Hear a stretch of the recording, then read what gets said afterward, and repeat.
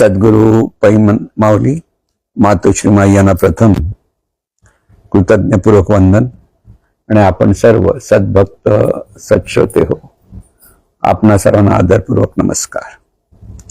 आजचा जो प्रश्न आहे रमेश शेलार यांचा आहे. एखादी व्यक्ती मृत्यू पावते त्यावेळी सर्वसाधारण व्यक्ती गेल्यामुळे लोक जीवाचा आकांत करतात, पण या उलट एखादे बाळ ज्यावेळी जन्माला येते त्यावेळेस ते बाळ 24 तास रडायचे थांबत नाही. अशी घटना पाहिल्या की त्या ठिकाणी आपण कसे वागले पाहिजे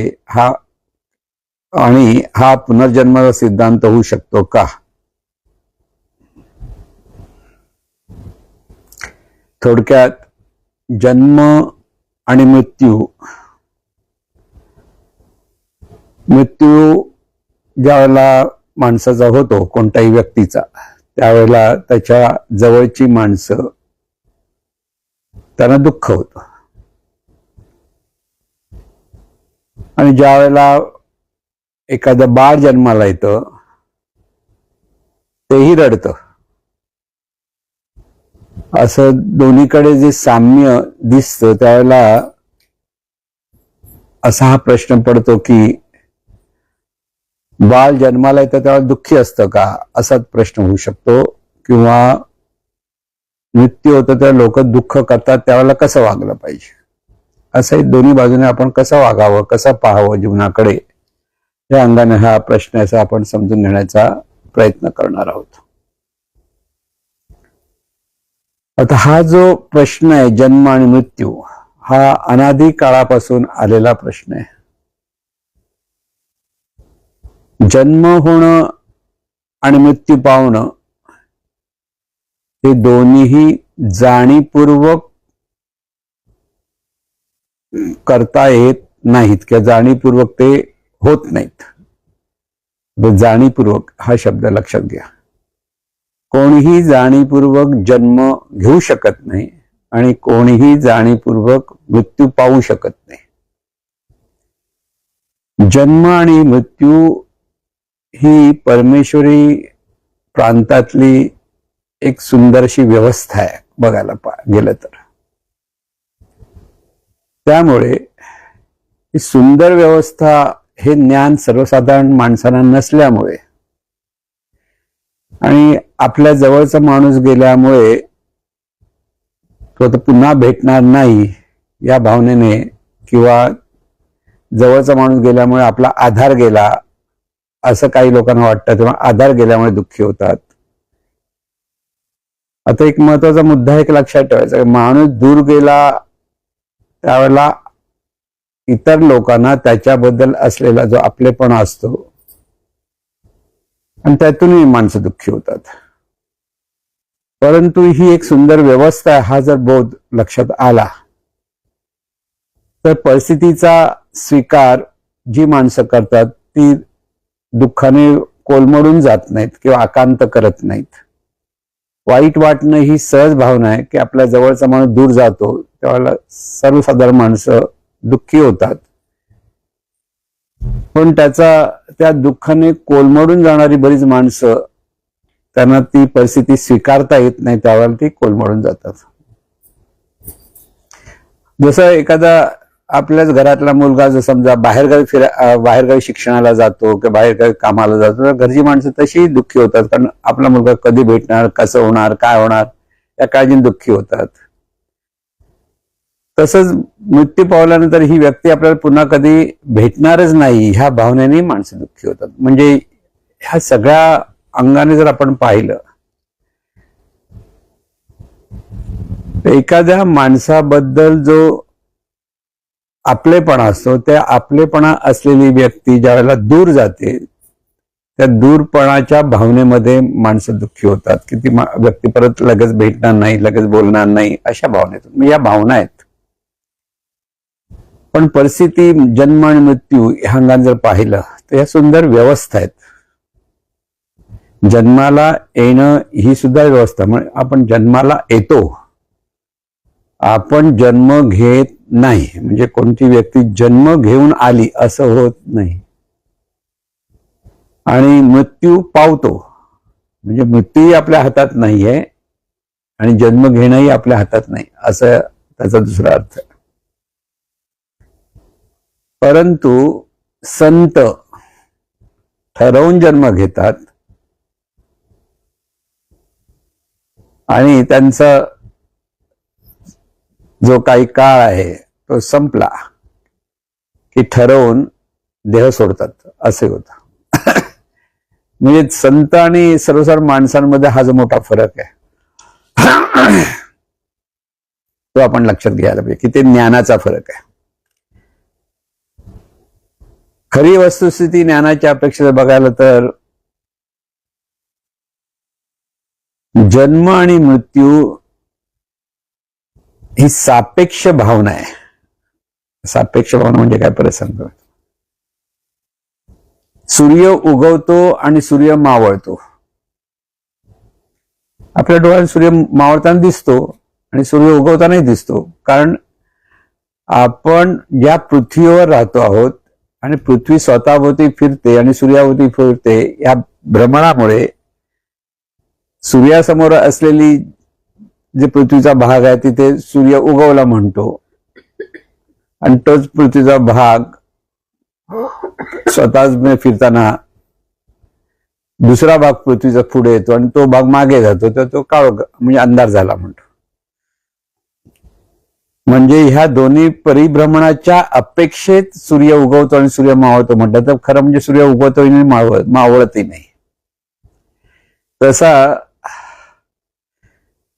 जन्म आणि मृत्यू हे शरीराच्या अपेक्षेत माणसं त्याला जन्म आला, देहाच्या अंगाने जन्माला आला आणि देहाच्या अंगाने मृत्यू पावला, असं त्याचा अर्थ असतो.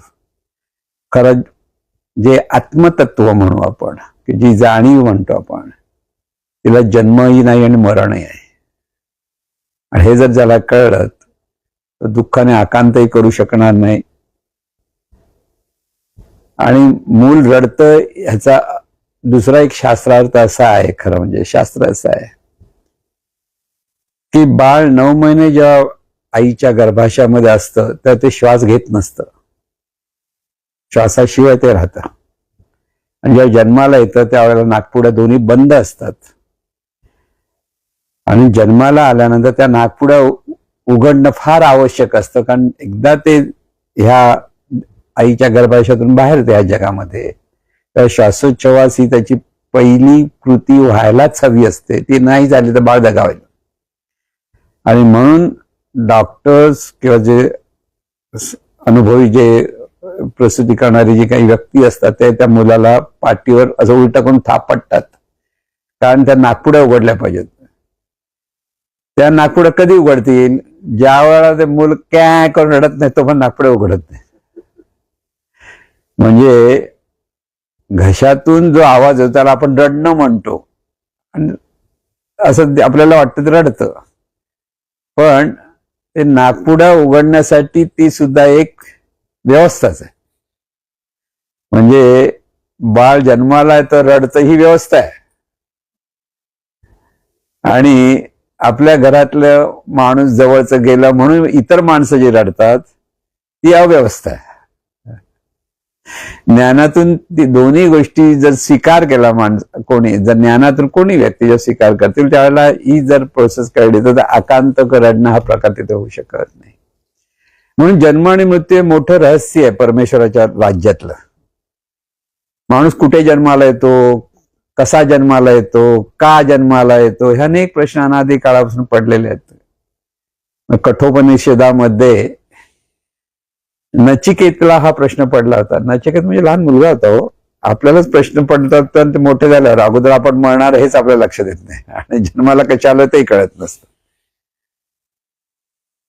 तर त्याच्या वडिलांनी जो यज्ञ केला होता त्यामध्ये दान धर्म करण्याचा एक संकल्प असतो, तो ते करत असताना त्यामध्ये जर असे कंजूशी करत होते. म्हणजे दान धर्म करावाचा कसा मोकळेपणाने करता आला पाहिजे हा त्याचा अर्थ. पण काही लोक दान धर्म दाखवण्यासाठी करतात, तसे त्याचे वडील दाखवण्यासाठी करत होते. त्यांना फळ पाहिजे होतं, यज्ञ केला होता, पण स्वतःकडच्या ज्या भाकड गायी होत्या, म्हणजे ज्या दूध न देणाऱ्या गायी होत्या, त्याचं दान ते करत होते. सगळं ब्राह्मणांबरोबर सर्वांना मी दान देतो म्हणत होत्या, पण निवडून निवडून ज्या गायी दूध देत नाही त्या देत होत्या.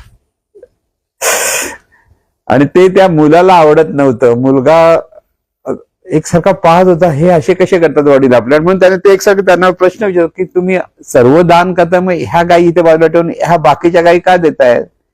आणि ते वडिलांना आवडत नव्हतं. एकसारखा हा काय विचारतो. मग शेवटी रागवून त्याला म्हणे, मी तुलाच दान देतो यमाला म्हणा. आणि त्याने मुलांना मान्य केलं, हो द्या आम्हाला दान म्हणा. म्हणजे रागाच्या भरात क्रोध असू नये माणसाला म्हणतो ते ह्यासाठी असते. रागाच्या भरात माणूस काय काय करेल ते सांगू शकत नाही, अविचारी होतो माणूस. म्हणून कधीच रागवता कामा नाही, हा याच्यातून बोध घ्या. आणि ज्यावेळेला तो स्वतःहून मुलगा यमाला दान केलं म्हणून यमाच्या बाजूला, यमाच्या दिशेने जायला त्याचा प्रवास सुरू झाला, तेव्हा ह्यांना दुःख झालं. पण त्यांनी यज्ञामध्ये जो वचन दिलं होतं की तुला पण दान केलं मी त्याला, आणि त्यामुळे तो मुलगा असं सांगितलं की यमाच्या राज्यामध्ये गेला, यमलोकामध्ये. तिथे यम नेमके बाहेर कुठे कुठे गेले होते, कुठे गेले नाही, उपनिषदातली गोष्ट आहे. तर तिथे पहारेकरी होता, तर बाबा तू कोण आहे? तर मी नचिकेत आहे, आणि मला माझ्या वडिलांनी यमदेवाला दान केलेलं आहे, म्हणून मी यमांकडे आलेलो आहे, स्वतःहून आलोय म्हणून. तर आता ते नाही येतील तेव्हा भेटेल, तर म्हणून मी इथे बसतो. म्हणून ते 3 दिवस तो मुलगा तिथेच बसून राहिला होता, खाणं पिणं सगळं सोडून तिथे. कारण त्याने वडिलांनी त्याला दान केलं म्हणून तो अगदी प्रामाणिकपणे तिथे. म्हणजे ही जी गोष्ट आहे, त्याला यम आल्यानंतर त्यांना सांगितलं त्यांनी की असा मुलगा एक वाट बघतो तुमची. त्यांना बोलवलं, काय बाळ काय पाहिजे तुला? तर त्यांनी हाच प्रश्न विचारला होता, मृत्यू म्हणजे काय? माणूस मृत्यू पावतो म्हणजे काय? जन्माला येतो म्हणजे नेमकं काय? हेच प्रश्न विचारले. आणि त्यावेळी यमाने सांगितलं, असं कर बाळ, मी तुला ऐश्वर्य देतो, तुला आणखीन काय काय हवं ते देतो, पण हे प्रश्न विचारू नकोस. आणि हा मुलगा म्हणाला, नाही, मला ह्याचंच उत्तर पाहिजे. मला तुमचं घोडे नको, संपत्ती नको, राज्य नको, ऐश्वर्य नको, काय नको, सगळं मोहाच्या गोष्टी. म्हणजे ह्या सगळ्या आत्ता येत्या नंतर जातील, असं काही नाही ना, परमनंट राहत नाहीत. पण मला हे ज्ञान पाहिजे की नेमकं जीवन आपलं कसं चाललंय. आणि त्यावेळेला ते यमाने त्या सगळ्या गोष्टीचं उत्तर दिलं, असं कठोपनिषदामध्ये जे सांगितलं जातं. तोच प्रश्न आज आपल्या समोर आहे की जन्म म्हणजे काय आणि मृत्यू म्हणजे काय. म्हणून ह्याचं पहिलं उत्तर, जन्म आणि मृत्यू ह्या सापेक्ष भावना आपल्याकडे असतात की अमुक एकदा माणूस गेला म्हणजे नेमकं काय झालं. जीवनविद्येने सुंदर उत्तर दिलेलं आहे. माणूस जन्माला येतो म्हणजे जिथे चित्जड ग्रंथीचं जर एकत्रितपणा, त्याला म्हणतात जन्म. चित्जड म्हणजे चित्त म्हणजे चैतन्य किंवा जाणीव, आणि जड म्हणजे शरीर. हे जेव्हा एकत्र येतात तेव्हा तो जन्माला आला असं म्हणतात. आणि ह्या चित्जड ग्रंथीचं विघटन झालं तर त्याला म्हणतात मृत्यू. आणखीन थोडा अर्थ आपण तिथे समजून घेतलं आपल्या लक्षात येईल. वीज आणि बल्ब जेव्हा एकत्र येतात तेव्हा प्रकाश पडतो. वीज आणि बल्ब मधलं कनेक्शन तुटलं की तो प्रकाश थांबतो. म्हणजे हे जीवन प्रकाश, चित्जड ग्रंथीतून जीवन प्रकाश पडतो, त्याला आपण म्हणतो जीवन.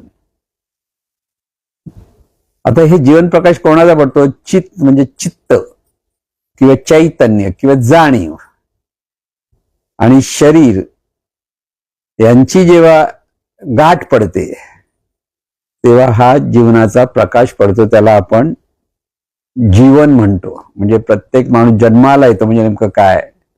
हे जे अनंत स्वरूप चैतन्य आहे ते चैतन्य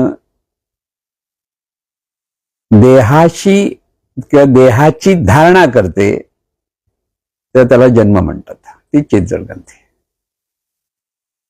म्हणून गर्भाशयामध्ये जेव्हा ते मूल वाढतं तेव्हा एका विशिष्ट जे काही काळ असतो 9 महिन्यापैकी त्या काळामध्ये जाणीव रूपाने चैतन्य त्या देहामध्ये प्रगट होतं, की त्या देहाचं ते देह म्हणजे घरासारखं त्याचा ते वापर करतं. म्हणून देहाची जी वाढ होते त्या वाढीनंतर ते जाणणं तिथे सुरू होतं. पण तिथे लहान मुलं गर्भाशयामध्ये पण डोळे उघडतं, असतं, सगळ्या काही गोष्टी ते होतात एकदा त्या देहाचा पूर्ण वाढ झाल्यामुळे. आणि तेच मूल आपोआप उलट होऊन परत गर्भाशयातून बाहेर पडतं. हे सगळं कार्य ह्या चिज्जड गंधी म्हणजे जाणीव आणि शरीर म्हणून ही जाणीव शरीराला त्याप्रमाणे कार्य करते. जन्माला आणण्यासाठी जन्माला आणतं कोण? ही जाणीव स्वतःच जन्माला येते. म्हणजे काय, शरीराची धारणा करून ही जगामध्ये आली. आणि त्यामुळे ती आल्यामुळे मग पहिल्यांदा सांगितलं की ते रडतं म्हणजे नेमकं काय, त्याला श्वासोच्छ्वास करण्याची ती प्रक्रिया सुरू होण्यासाठी असलेली ती एक प्रोसेस आहे. आणि त्याला ती दुःखदायक अशी आपल्याला वाटतं, पण ती प्रोसेस नाही झाली तर नाकपुडे उघडणं जाणार नाही, तर जीवनाला सुरुवात होऊ शकत नाही. कारण जिथे श्वासोच्छ्वास सुरू झाला तिथे ह्या बाह्य जगतातलं जीवन त्याचं सुरू झालं.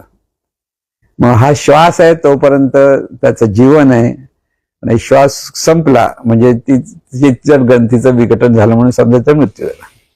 म्हणून हा श्वासालाच प्राणशक्ती म्हणतात. कारण ही जी प्राणशक्ती आहे ती श्वासोच्छ्वास आणि आपण जेवतो त्याच्यातलं जे अन्न जेवतो म्हणा, त्याच्यातून जे ग्लुकोज निर्माण होतं आणि प्राणशक्तीतला जो प्राणवायू आहे त्यांचं जे संगत एकत्रीकरणावर तेही गाठ होते, तर ती ऊर्जा निर्माण होते. त्यामुळे सगळ्या पेशीनं त्याच्यातून ऊर्जा मिळतात. त्या सगळ्या प्रोसेसला प्राणशक्ती म्हणतात. आणि म्हणून ही सगळी प्रोसेस आहे ही कशी आहे, परमेश्वराच्या राज्यातली प्रोसेस. माणूस ठरवून ह्या गोष्टी करू शकत नाही, असं काही घडवू शकत नाही. पण सर्व व्यक्ती म्हणजे माणसंच म्हणणं, पशु पक्षी जे चर जगत आहे, जे जिथे हे जन्म आला त्यावेळी ही चिज्जड ग्रंथी म्हणजे जाणीव आणि शरीर यांचं एकत्रितपणा येतो आणि त्याला आपण म्हणतो जन्म. आणि विघटन होतं तेव्हा त्याला आपण म्हणतो मृत्यू. हे जे विघटन होतं त्यावेळेला जाणीव आणि शरीर यांची गाठ सुटली की ते गाठ सुटली म्हणजे जे एकत्रपणा असतो तो सुटला की तिथे शरीर कार्यरत होऊ शकत नाही. जसं एखाद्या खेळण्यामधलं जसं छोटीशी सेल असतो, बॅटरी सेल म्हणतो आपण त्याला, तो जोपर्यंत आहे की तो चांगला चालतोय तोपर्यंत ते खेळणं चालतं, हलतं बोलतं, काय आवाज येतो, सगळं होतं. त्यातली बॅटरी सेल काढून टाकलं तर काय होतं, ते परत गपचूप पडतं. म्हणजे त्या खेळण्याचा मृत्यू झाला. बॅटरी टाकली की तिथे चैतन्य शक्ती म्हणजे ऊर्जा मिळाली की ते खेळतं. तसंच ही जी जाणीव आहे, ही जाणीव जोपर्यंत शरीरात आहे तोपर्यंत शरीर चालतं बोलतं सगळं चालतं. म्हणजे खरं शरीर काहीच करत नाही. शरीर काहीच करत नाही म्हणजे शरीर जाणत नाही. जाणतं कोण?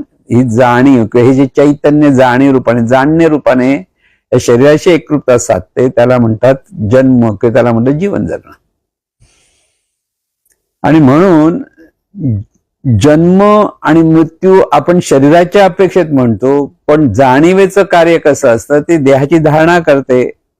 काही काळ त्या देहाबरोबर तिचं आयुष्य ती जगते आणि काही काळानंतर त्या देहाला ती सोडते, विघटन होतं. शरीर नाही सोडत, शरीर स्वतःहून काही कारण ते जड आहे. जाणीव जी धारण केलेलं असतं शरीर, ते धारण केलेलं शरीर स्वतःहून सोडते. आणि स्वतःहून सोडून परत काय करते, तर परत दुसरा जन्म घेते, परत दुसरं शरीर धारण करते.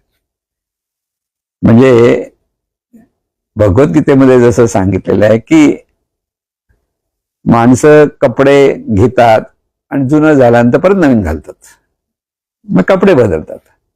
तसं हे जे आत्मतत्व ही जाणीव आहे, हे शरीररूपी कपडा म्हणजे कपडे बदलते. अरे चांगलं की वाईट. नवीन कपडे घातले तर आपण आनंदित होतो की दुःखी होतो? अरे जुने कपडे म्हणून दुःखी होतो का? नाही, जुने कपडे आले तर आपण देतो कोणातरी किंवा टाकून देतो. आणि नवीन कपडे घातले की म्हणून सण साजरे करतो तर नवीन कपडे घालतो आपण. मृत्यू म्हणजे सण आहे का? ती नवीन आयुष्य आपल्याला मिळणार असं, नवीन शरीर मिळालं असतं.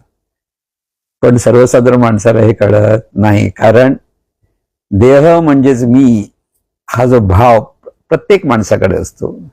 त्यामुळे मृत्यूची भीती प्रत्येक माणसाला वाटतं, कारण देहच गेला तर मी कुठे जाणार. प्रश्न बरोबर आहे, मी कुठे जाणार, मी कोण, देह मी नाही, ते जाणणार तत्व मी आहे. हे जर त्याला कळलं तर मी कुठे जाणार, दुसरा देह धारण करणार. कारण जाणीवपूर्वक ह्या गोष्टी नसल्या तरी हे जीवन असंच चाललेलं असतं.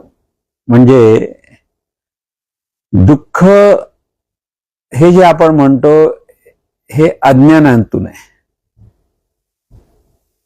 जेव्हा हे सगळं जाणीवेचा हा प्रवास आहे हे जर लक्षात आलं की प्रत्येक शरीरातून आधी जाणीव म्हणजे परत काय हे लक्षात घ्यायला पाहिजे. जाणीव म्हणजे काय, जे अनंत निर्गुण निराकार स्वरूप आहे तेच साकार होतं. साकार म्हणजे पंचमहातत्वाच्या अंगाने शरीर आहे ते त्या अंगाने साकार होतं. म्हणजे आईच्या गर्भाशयामध्ये ते शरीर तयार होतं ते साकार रूप आहे चैतन्याचं. चैतन्य स्वरूपच आहे ते, पण ते साकार रूप, त्याचं व्यवस्था रूप आहे. शरीराचे नियम वेगळे आहेत, जाणीवेचे नियम वेगळे आहेत. आणि हे चैतन्य स्वरूप त्या शरीराच्या द्वारे जाणीवपूर्वक जाणण्यासाठी शरीराची धारणा करतं. म्हणजे मनुष्य जीवन म्हणा की इतर प्राण्यांचं जीवन हे कशासाठी आहे, ते निर्गुण निराकार स्वरूपाला जाणीवपूर्वक जाणण्यासाठी, म्हणजे ज्ञान ग्रहण करण्यासाठी ते चैतन्य स्वरूप जाणीव रूपाने शरीराची धारणा करते. आणि जाणीव रूपाने ते सतत सगळ्या गोष्टी सतत जाणत जाते. जाणीवपूर्वक जाणणं लक्षात घ्या, ते नेणी स्वरूप आहे, पण तेच नेणी स्वरूप जाणीव रूपाने शरीराद्वारे प्रगट होतं. आणि तिथे जाणण्याची प्रक्रिया सुरू होते, त्याला म्हणतात जन्म घेणं आणि जीवन जगणं.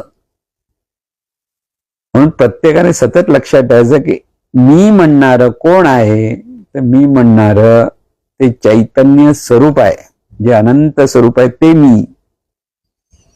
ते मी जाणीव रूपाने शरीराद्वारे प्रकट होतं. प्रत्येक शब्द लक्षात घ्या. अनेक शरीरे आहेत आणि प्रत्येक शरीरामध्ये ते चैतन्य स्वरूप जाणीव रूपाने प्रकट आहे. म्हणजे प्रत्येक शरीराच्या ठिकाणी जाणीव रूपाने ते वेगळ्या वेगळ्या पद्धतीने अनेकत्वाने प्रकट झालं. म्हणजे एक होतं ते अनेक झालं. ते अनेक झालं का, कारण जाणीव रूपामध्ये मर्यादा आहे. रूप म्हटलं की ते मर्यादा येतं, शरीर म्हटलं की ते मर्यादा आलं. जेव्हा शरीर मर्यादा आलं की शरीराला शरीराचे नियम, जाणीवेला जाणीवेचे नियम, पण दोन्ही एकत्र झाल्यामुळे जाणीवेला शरीराचे नियम सुद्धा पाळावे लागतात. उदाहरण दिलं की तुमच्या लक्षात येईल की आपण जर बैलगाडीतून चालत असू तर बैलगाडीचा जो वेग आहे तोच आपला वेग असतो. तेच कार मधून जात असो, जर कारचा 80चा स्पीड असेल तर आपण बसल्या जागी 80च्या स्पीडने पळतो, कारण तो कारचा नियम आपल्याला लागू होतो. जर आपण विमानात बसलो तर आकाशात उडू शकतो, पण नुसतं आकाशात उडायला म्हटलं तर आपल्याला जमणार नाही. म्हणजे जी उपाधी आहे त्या उपाधी म्हणतो आपण, ह्या सगळे वाहन त्यांच्या ज्या मर्यादा आहेत, त्यांचे जे नियम आहेत ते आपल्याला लागू होतात. तसं ह्या जाणीवेला शरीराचे नियम सांभाळावे लागतात, लागू होतात. आणि त्यामुळे तिथे मर्यादितपणा येतोच, पण तरी सुद्धा प्रत्येकाला व्यक्ती स्वातंत्र्य, विचार स्वातंत्र्य आहे हे तितकंच लक्षात ठेवायचं. म्हणून प्रत्येक जाणीव वेगळ्या वेगळ्या पद्धतीने विचार करते आहे एकाच स्वरूपाची. त्यामुळे वेगवेगळं मग असं का होतं, कारण त्यालाच आपण व्यवस्था रूप जीवन म्हणतो. लक्षात घ्या, प्रत्येक गोष्ट लक्षात येईल का कळेल. आता आपलेच 2 हात आणि आपलेच 2 पाय, आता हे 2 हात आणि पाय हे शरीराचे अवयव आहेत. म्हणजे शरीर म्हटलं की 2 हात 2 पाय सगळ्या गोष्टी शरीराच्या सगळे अवयव एकत्र आले की त्याला आपण शरीर म्हणतो. पण शरीराचेच अवयव असून सुद्धा म्हणजे शरीराचं अंग आहे की शरीर हात रूपाने प्रगट आहे, दुसऱ्याने पाय रूपाने प्रगट आहे. हाताचे नियम हाताने काम करायचं असतं आणि पायाने चालायचं असतं. हाताने चालता येत नाही, कारण तो नियम आहे. नियम म्हणजे तिची ती व्यवस्था आहे. हातानेच काम केलं पाहिजे आणि पायाने चाललं पाहिजे. हे जसं सहज आपल्याला कळतं की डोळ्याचा नियम काय, डोळ्याने पाहता येतं, ऐकता येणार नाही. कानाने ऐकता येतं, पाहता येणार नाही, कारण ते नियम, त्याला म्हणतात व्यवस्था रूप. ही व्यवस्था रूप म्हणून आहे, तशी ही सर्व शरीर निर्माण झालेली एकाच चैतन्य स्वरूपाची व्यवस्था रूप आहेत. त्यामधून जाणणारं जे तत्व ज्याला आपण म्हणतो त्यालाच आत्मतत्व हा शब्द आहे, पण समज घेण्यासाठी जाणणारं तत्व हे लक्षात आलं पाहिजे. आत्मतत्व म्हणजे काय? त्या शरीरात कोण जाणतं? ते जाणणारं तत्व आहे. तेच मुळात कोण आहे? चैतन्य स्वरूपाचं ते रूप आहे, अंग आहे. म्हणून स्वरूपाकडून पाहिलं तर आपण हे सगळं विश्वातली सगळी चर अचर रूप मिळून एकच महाशरीर आहे, आणि आपण त्या सगळ्यातले त्या चक्र आहोत किंवा अवयव आहोत. शरीरात जसे आपले अवयव आहेत अनेक, आणि ते सगळं मिळून एकच शरीर, तसं हे सगळं ब्रह्मांड जे आहेत, अनेक चर अचर रूप आहेत, ते सर्व मिळून एकच शरीर आहे. त्याचं ते अनंत स्वरूपाचं ते महाशरीर म्हणता येईल, प्रगट रूप आहे. इतका आपल्या ठिकाणी जो एकत्वपणा आहे, लक्षात घ्या, ही सर्व रूप ही एकमेकावर अवलंबून आहेत. तिथे व्यवस्था सुरू आहे. प्रत्येकाचे नियम वेगळे आहेत जगण्याचे. वाघाने वाघासारखंच जगायला पाहिजे. वाघाने गवत खाऊन तो जगू शकणार नाही, कळलं? आणि हरणाने वाघाला खाता येत नाही, हरणाला पळावंच लागतं, कारण त्याचं व्यवस्था रूप आहे. प्रत्येकाचे जे नियम आहेत तसं आपल्याला हे जीवन म्हणजे नियम कसे चाललेत हे सांगायला पाहिजे. म्हणजे जन्म मृत्यू म्हणताना जीवनाचे नियम किती व्यवस्थित आहे ते लक्षात घ्या. त्यामुळे ही जी जाणीव रूप म्हणजे एक व्यवस्था रूप आहे त्या चैतन्याचं, त्याला नियम काय? देहाची धारणा करणं, देहाच्या धारणेतून ज्ञान ग्रहण करणं, तिथे देहाला सांभाळणं, मग देहाच्या अपेक्षा असलेले जे काही कर्तव्य धर्म ते सगळं सांभाळणं, आणि हे सगळं करून एक अशी वेळ येते की त्याने तिथे त्याच्याच ठिकाणी म्हणजे जाणीवेच्या ठिकाणी जे अंतर्मन आहे तेच ठरवतं की आता देह सोडायचा. बाहेरून कोणी त्याला कंट्रोल करत नाही, कारण हे चैतन्य स्वरूपाचं सहज चाललेलं कार्य आहे. आणि त्यामुळे अशा एका वेळेला काही वेळेला जे संत असतात ज्यांचं बहिर्म अंतर्मनाचं एकरूपता आलेली असते, तिथे त्यांना अंतर्मनातल्या संवेदना कळतात. मग आधी मृत्यू कळला जातो. बऱ्याच संतांच्या होते असं म्हटलं की त्यांना मृत्यू आधी कळतो आणि ते त्याप्रमाणे सगळी व्यवस्था करून निघतात. पण सर्वसाधारण माणसाला हे बहिर्म अंतर्मनाचं ऐक्य भावना नसल्यामुळे अंतर्मनातल्या सगळ्या गोष्टी कळत नाहीत, कारण ते नेहमी स्वरूप असतात, पण तिथे कार्य चालू असतं. त्यामुळे अशी एक वेळ येते त्यावेळेला अंतर्मन ठरवताना मृत्यू अचानक पण होऊ शकतो, काही कारणामुळे होऊ शकतो. अनेक कारण, कोणी आजारी आहे म्हणून गेला, कोणी ऍक्सिडेंट झाला म्हणून गेला, असं आपण कारण शोधतो. पण ही सगळी मग अशी सांगितलं सापेक्ष भावना आहेत. ऍक्सिडेंट झाला म्हणून गेला, हार्ट अटॅक म्हणून गेला, ही आपल्या दृष्टीने बघायला गेलं तर ही कारण आहेत. पण त्याची वेळ आली म्हणून तो गेला, त्याच्या अंतर्मन ठरवलं म्हणून मृत्यू झाला. म्हणून अंतर्मन मृत्यू ठरतो. म्हणजे अंतर्मन म्हणजे परत काय? ते नेहमी स्वरूप जे अनंत स्वरूप आहे तेच नेहमी रूपाने म्हणजे जाणीव रूपाने जे नेहमी स्वरूप निर्गुण निराकार स्वरूप आहे ते अंतर्मन, आणि त्याच्या ठिकाणी ह्या सगळ्या गोष्टी होत असतात. म्हणून जन्म आणि मृत्यू हा त्या जाणीवेने ठरवलेल्या प्रमाणे सगळं होत असतं. तिथे सुख आणि दुःख आलं कुठे? पण आपल्याला हे ज्ञान नसल्यामुळे आपण सुखी दुःखी होतो. म्हणून पुनर्जन्मचा सिद्धांत एक लक्षात ठेवायचं, व्यक्ती पुन्हा जन्माला येत नाही, तर ही शक्ती पुन्हा जन्माला येते. म्हणजे व्यक्ती येत नाही म्हणजे देह अधिक ही जाणीव म्हणून जी एक चिज्जट ग्रंथी आहे त्याला दुसऱ्या भाषेत व्यक्ती म्हणतो. जे निर्गुण निराकार स्वरूप जे अव्यक्त आहे, अदृश्य आहे, ते शरीराच्या आधारे साकार झालं, आणि ते साकार झाल्यामुळे आपण म्हणतो ती व्यक्ती झाली. मृत्यू होतो तेव्हा देह आणि ही शक्ती बाजूला होते, म्हणजे जाणीव रूपी शक्ती आहे ती बाजूला होते. एकरूपता बाजूला झाली तर काय होतं? देह कोलमडून परत त्याचं डिकम्पोजिशन सुरू होतं, म्हणजे विघटन सुरू होतं. आणि ही जी जाणीव आहे ही तिथं परत दुसरा देह धारण करते, म्हणजे व्यक्तित्वही संपतं. म्हणून गेल्या जन्मातली कसल्याही गोष्टीची आपल्याला आठवण राहत नाही, पण काही संस्कार मात्र घेऊन येतो. लक्षात घ्या, दोन्ही गोष्टी. मागच्या जन्मातले दोन गोष्टी आहेत माणसाकडे ज्या वासना आहेत. संस्कार, वासना म्हणजे वासना म्हणजे संस्कार, काही भावना धारणा मिळून जे आहे त्याला संस्कार म्हणतात. आणि पाप पुण्य म्हणजे संचित, पाप पुण्याचा साठा ज्या संचित, ह्या दोन गोष्टी घेऊन ही जाणीव पुन्हा दुसरा जन्म धारण करते, किंवा त्या संचिताप्रमाणे दुसरा जन्म म्हणजे त्या जाणीवेचं प्रारब्ध असतं. म्हणून मनुष्य जन्म असलेला माणसाचा मृत्यू झाला की तो मनुष्यच होईल ह्याची गॅरंटी नाही, कारण हे परमेश्वराच्या राज्यातलं गुह्य आहे. तो कोणताही प्राणी मात्र जन्म घेऊ शकतो, कारण त्याच्या ठिकाणी कसल्या वासना असतील किंवा त्याच्या ठिकाणी जे पाप पुण्य असेल त्याचा सगळा परिणाम पुढच्या जन्मात होत असतो. म्हणून बऱ्याच वेळेला शास्त्र सांगतं, मृत्यूच्या वेळेला परमेश्वराचं स्मरण करा, देवाच्या स्मरणात राहिला तर तुम्हाला मनुष्य जन्म येऊ शकतो. आणि त्याबद्दल जड भरताची गोष्ट सांगितली. जड भरत ऋषी होते, तपश्चर्या करत होते, साधन करत होते, पण एक वाघाची डरकाळी ऐकल्याबरोबर एक गर्भवती असलेली हरिण घाबरते आणि तिला ते बाळ होतं आणि तिचा मृत्यू होतो. तर ते बाळ ह्या जड भरत म्हणजे त्यावेळेला ते भरत होते, जड नव्हते, भरत ऋषी होते समजा. तर त्यांनी ते अगदी बुद्धदयेने त्या बाळाला त्या हरणाच्या पाडसाला घेतलं, आपल्या झोपडीत ठेवलं, त्याला कोवळं गवत दिलं, हळू ते मोठं झालं. मग काय प्रेम आपलेपणा आला ना, मग ते गवत गेला, इकडे तिकडे गेलं की ते परत यायचं त्यानं, कारण त्यानं ती आई वाटत होती त्या बाळाला, पाडसाला. आणि त्यामुळे दोघांमध्ये इतकं अतूट संबंध निर्माण झाले. आणि ज्यावेळेला जड भरतांची जायची वेळ त्यांना कळली, आता मला जायचंय, संतांना कळतं म्हणतात ते, पण तरी पण बघा ज्ञानात पण अज्ञान असतं. आणि त्यावेळेला त्यांना हरणाची आठवण आली, माझ्या हरणाचं काय होईल, आणि देव सोडला. दुसरा जन्म हरणाचा झाला. म्हणून जे प्राणी मात्र पाळतात ना,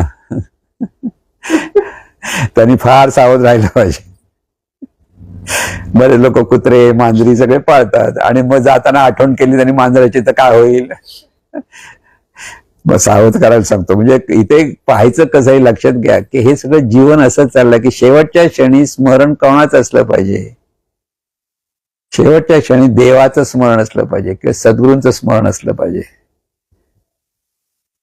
बेलसरे भाऊ म्हणजे गोंदवलेकर महाराजांचे शिष्य होते. शिष्य म्हणजे खरं म्हणजे गोंदवलेकर महाराजांनी त्यांनी पाहिले नव्हते, पण त्यांनी तात्यासाहेबांकडनं गोंदवलेकर महाराजांचं बद्दल सगळं ज्ञान मिळवलं होतं.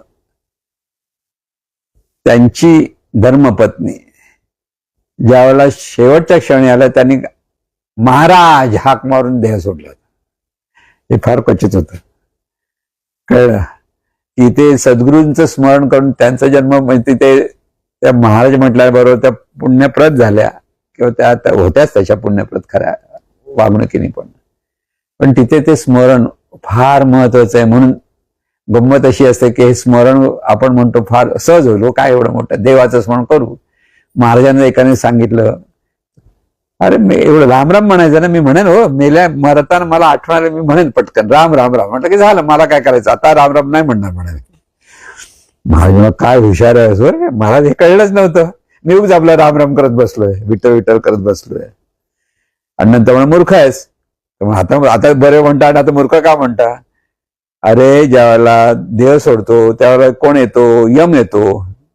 यम कशावर येतो, रेड्यावर बसून येतो. यम दिसणार नाही, दिसणार काय, रेडा दिसणार. मग तुला स्मरण कोणाचं होईल. गंमत आहे, विनोदाचा भाग सोडला तर शेवटच्या क्षणी स्मरण फार महत्वाचं आहे एक. पण जीवन जगताना जे कर्म करतो ते तितकंच महत्वाचं आहे. नुसतं शेवटचं स्मरण केलं की सुटेल असं नाही, लक्षात ठेवा. कर्म जे आपण करतो ते पाप पुण्य रूपाने संचितात राहिलेलं असतं आणि ते प्रारब्ध रूपाने दुसरा जन्म देतं. म्हणजे मानवी देह हे प्रारब्ध रूप आहे, प्रारब्ध आहे त्या जाणीवेचं. म्हणजे बघा हे सगळं जीवन कसं चाललंय. जे जीवन म्हणजे आपण जे आपण म्हणतो ते देह म्हणजे आपण नव्हे. देह हे इन्स्ट्रुमेंट आहे, साधन आहे, आणि त्याच्यातून आपण म्हणणारे निर्गुण निराकार रूप शरीराच्या आधारे जाणीवपूर्वक पाहतो आणि त्याला म्हणतात ते ज्ञान घेतात. डोळे पाहिलं की काय आहे वस्तू, कशी आहे वस्तू हे पाहतं. आता इथे अज्ञान असतं. परत अज्ञान का? कारण रूपाच्या अपेक्षेचा आपण जीवन जगतो. मी शरीर रूप आणि सर्व दिसतं ते प्रत्येक शरीराच्या रूपात आपण एकमेकाला ओळखतो.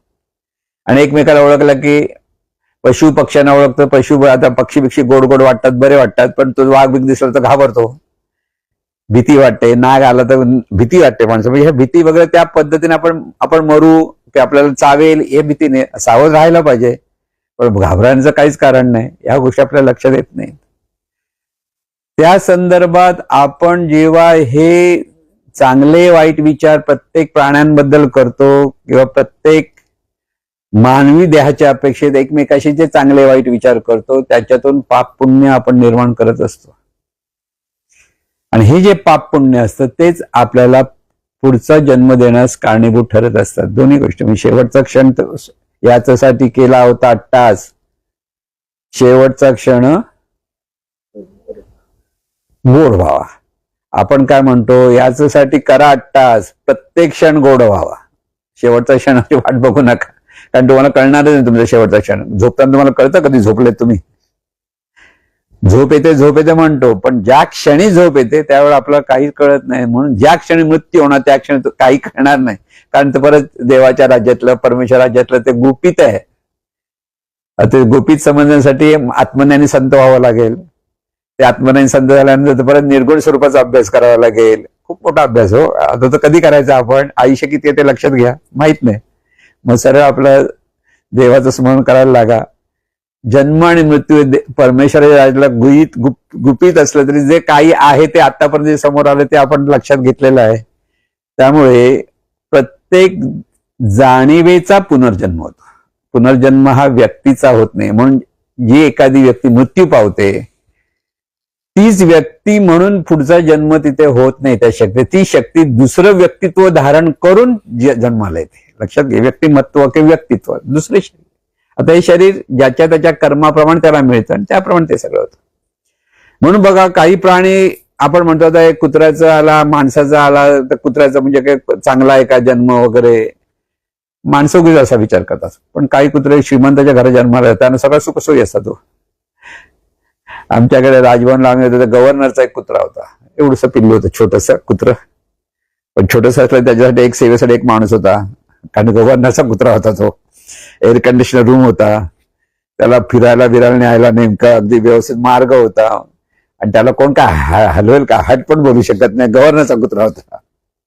म्हणजे ते पुण्य होतं त्याच्याकडे, सगळं सुखसोयी त्याला मिळत होत्या बघा.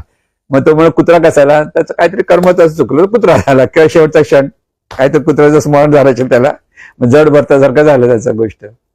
आणि म्हणून ह्याच्यातून आपल्याला हे एक लक्षात घ्यायचं की हे जीवन आहे आपलं आणि जीवन आनंदाने जगण्यासाठी आहे. जन्म आणि मृत्यू हाही आनंदोत्सवच आहे एका बाजूने. लक्षात घ्या. म्हणजे आनंद व्यक्त करायचा म्हणजे कसा व्यक्त करायचा, तर शांती स्वरूप होऊन ती अनुभूती घ्यायची की हे सर्व परमेश्वरी राज्यामध्ये जाणीवेचं कार्य चालू आहे. म्हणून प्रत्येक जाणीवेचा हा प्रवास आहे. म्हणून प्रत्येक जण हे अनंताचे प्रवासी आहेत आणि आनंदाचे प्रवासी आहेत. हा बोध महत्व आहे. आपण नेहमी अनंत यात्री आहोत आणि आनंद यात्री आहोत. इथे लक्षात. जन्म मृत्यू पेक्षा कर्म मी काय करेन इथे लक्ष द्या. प्रश्न मोठा आहे जन्म मृत्यूचा. त्याला परत पुनर्जन्म होता तर त्याचं परत सिद्ध करा, ह्या गोष्टी सिद्ध करता येत नाही. आणि त्यामुळे हा गहन विषय असला तरी यमाने पण त्याला म्हटलं सगळं देतो पण हे नको विचारू, कारण त्याचा सांगून काय उपयोग नाही, गुपित आहे. पण शेवटी त्यांनी सांगितलं आणि तोच मोठा ऋषी होऊन नचिकेत पूर्ण त्याने जगाला ते ज्ञान दिलं असं जे सगळं सांगितलं जातं. इथे आपल्याला ह्याच्यातून बोध काय घ्यायचा आहे, आपलं कर्म. प्रत्येक जी व्यक्ती आहे ती मुळात जाणीव आहे, चैतन्य आहे, हे लक्षात घ्या. आपणही चैतन्य, समोरचं चैतन्य, सर्व एकाच स्वरूपाची रूप आहेत आणि तिथे भेदाभेद करायची काहीच गरज नाही. आपल्या बाजूनी सर्वांच्या हिताचाच विचार झाला पाहिजे, सर्वांच्या भल्याचाच विचार झाला पाहिजे, सर्वांच्या कल्याणाचाच विचार झाला पाहिजे. कारण आपण एकाच स्वरूपाची अंग आहोत. त्यामुळे आपलं प्रत्येक कर्म हे सर्वांचा सन्मान करणारा असेल, सर्वांबद्दल आदर व्यक्त करणारा असेल, सर्वांचा हे सर्व हा विचार करा. प्रत्येक व्यक्ती वेगळी वागते, त्यांना व्यक्ती स्वातंत्र्य आहे. प्रत्येकाचं कर्म हे त्याचंच कर्म आहे, त्याचं स्वातंत्र्य आहे, त्याचा तो उपभोग घेत असतो. त्याच्यातून पाप पुण्य परत जमा करतो आणि त्या पाप पुण्यातून पुन्हा तो जीवनाचं मध्ये ऊर्ध्वगती किंवा अधोगतीने त्याचं कार्य सुरू होतं. आणि म्हणून हा अनादी काळापासून असलेला जाणीवेचा प्रवास आहे. आता ज्यांनी प्रश्न विचारला त्यांनी गेल्या जन्मात कुठे होते माहिती आहेत का त्यांना? नाही माहिती. ते जर माहित नाही तर पुढच्या जन्माचा कशाला विचार करतो? ह्या जन्मात तू काय करायचं हे ठरव पाहिजे. या जन्मात तुला सर्वांशी सत्कर्मच केलं पाहिजे आणि दुसऱ्या बाजूने हे ज्ञान जे मिळवतात त्या सद्गुरूंची उपासना भक्ती केली पाहिजे. तिथे त्या ज्ञानातून आपल्याला सर्वांच्या भल्याचा विचार करता आला पाहिजे आणि त्यामुळे पाप पुण्यापेक्षा पुण्य जमवण्याचा विचार करा. पुण्य भरपूर जमवलं पाहिजे आणि त्या पुण्यातून सर्व गोष्टी प्राप्त होईल. मग ते ज्ञानही प्राप्त होईल, सगळ्या गोष्टी प्राप्त होईल. म्हणून हे ज्ञान प्रत्येक माणसाला मिळालं पाहिजे. लक्षात घ्या, आत्मज्ञान म्हणतात त्याला. आत्मज्ञान म्हणजे हे जाणीव, हे जीवन कसं चाललंय हे जर प्रत्येक माणसाला कळलं की सगळं जाणीवेचं जीवन आहे, मग ते जन्म मृत्यू आला कुठे? जाणीवेला जन्म पण नाही, मृत्यू नाही, म्हणून आपण अमर आहोत. सर्वात मोठं शास्त्र आहे. प्रत्येक माणूस स्वतःला मरका समजतो, कारण तो शरीराच्या अपेक्षेत मरका समजतो. पण प्रत्येक जाणीव ही अमर आहे, अजर आहे. जे परमेश्वराचं स्वरूप आहे ते जाणीवेचं स्वरूप आहे. म्हणजे परमेश्वराने जाणीव एकरूप आहेत, म्हणून जाणीवेने त्या चैतन्य स्वरूपाची एकरूपता साधली. हे सगळं जीवन आनंदमय आहे. म्हणजे प्रवास करण्यात आनंद आहे की दुःख आहे? आनंद आहे. खरा विविधता पाहण्यात आनंद आहे, विविधतेतला आनंद घेतो येतोय तो. म्हणून सगळा प्रवास हा आनंदाचा आहे. म्हणून आपण आनंद यात्री आहोत. लक्षात ठेवा. एखाद्या ट्रेनमधून जेव्हा आपण प्रवास करतो त्या एखाद्या स्टेशनवर आपण उतरतो, म्हणजे जायचं असतं आपल्याला दुसऱ्या प्रवास, गाडी सुट्टे पुढे जाते. तसं आपला हा प्रवास चालू आहे. एखाद्या विशिष्ट वेळेला देह सोडतो आपण, जाऊ देतो, दुसरीकडे जातो, दुसरी गाडी पकडायची. आता दुसरी गाडी पकडायची हे त्याचा जो अभ्यास आहे, त्याचा प्रकार म्हणजे सगळं पाप पुण्य वगैरे त्या हिशोबाने त्याचा दुसरं गाडी तो पकडतो, म्हणजे दुसरा देह धारणा करतो. म्हणून अनेक वेळेला आपण जन्माला आलेलो आहोत, अनंत वेळा जन्माला, अनंत वेळा जन्म घेतच राहणार आहोत. आता इथे फक्त कोणाची साथ धरायची, ज्याच्या त्याने ठरवलं पाहिजे की इथे सद्गुरूंचं स्मरण केलं की सद्गुरूंची साथ मिळणार, म्हणून ज्ञानाची साथ मिळणार. मग ज्ञानातूनच जीवन जगता आलं पाहिजे. ज्ञान मिळवण्यासाठी मनुष्य देहच लागतो. इतर प्राण्याने हे ज्ञान आत्मज्ञान होऊ शकत नाही. म्हणून सद्गुरूंची उपासना, सद्गुरूंची भक्ती, सद्गुरूंची शरणागती ज्याच्याकडे आहे त्या जाणीवेचा प्रवास सद्गुरूंबरोबरच होतो. म्हणजे त्या सद्गुरूंच्या ज्ञानातून होत असतो आणि त्या ज्ञानातून त्यांचं कोट कल्याण होतं. आणि हे कोट कल्याण सर्वांचं हो अशी सद्गुरूचरणी प्रार्थना. हे ईश्वरा सर्वांना चांगली बुद्धी दे, आरोग्य दे, सर्वांना सुखात आनंदात ऐश्वर्यात ठेव. सर्वांचं भलं कर, कल्याण कर, रक्षण कर आणि तुझे गोड नाम मुखात खंड राहू दे. सद्गुरुनाथ महाराज की जय.